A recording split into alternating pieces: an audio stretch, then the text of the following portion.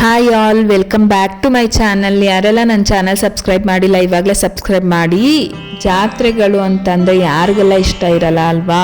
ಎಲ್ಲರೂ ಯಾವುದಾದ್ರೂ ಹತ್ತಿರದಲ್ಲಿ ನಡೀತಾ ಇರ್ತಕ್ಕಂಥ ಜಾತ್ರೆಯನ್ನಂತೂ ಯಾರೂ ಮಿಸ್ ಮಾಡ್ಕೊಳ್ಳಲ್ಲ. ಆದರೆ ಈ ಒಂದು ಜಾತ್ರೆಗೆ ದೂರದಿಂದ ಕೂಡ ಬಂದು ಜನರು ಸೇರ್ತಾರೆ. ಯಾವ ಜಾತ್ರೆ ಅಂತಂದರೆ ಇದೇ ವರ್ಷದಲ್ಲಿ ಮೊನ್ನೆಯಷ್ಟೇ ನಡೆದಂತಹ ರಥಸಪ್ತಮಿ ದಿನದಂದು ನಡೆದಂತಹ ಹುಲುಕಡಿ ಭದ್ರೇಶ್ವರ ಹಾಗೂ ಭದ್ರಕಾಳಮ್ಮನವರ ಜಾತ್ರೆ.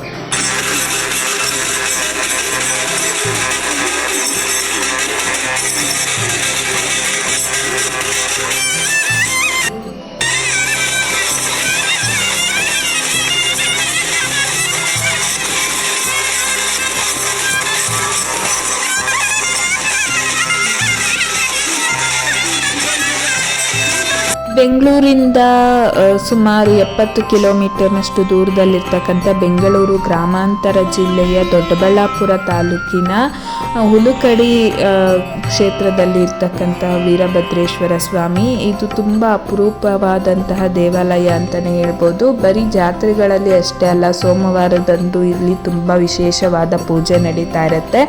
ಅದೇ ರೀತಿ ಬೆಟ್ಟವನ್ನು ಹತ್ತಲಿಕ್ಕೂ ಕೂಡ ತುಂಬ ಸುತ್ತಮುತ್ತಲ ಜಾಗ ಅಂತೂ ತುಂಬ ಪ್ರಶಾಂತವಾಗಿದೆ.